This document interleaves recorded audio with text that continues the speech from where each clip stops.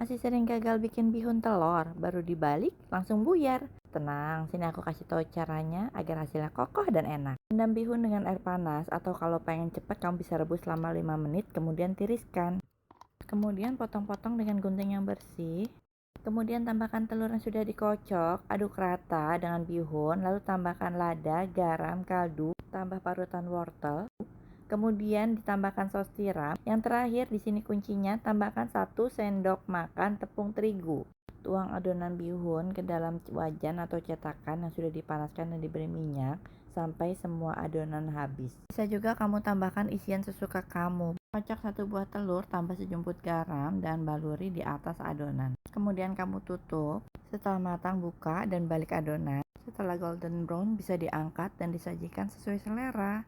Sebenarnya tanpa menambah 1 telur lagi tidak masalah. Teksturnya sudah kuat dan bisa dibalik. Hanya lebih lezat. Semoga bermanfaat.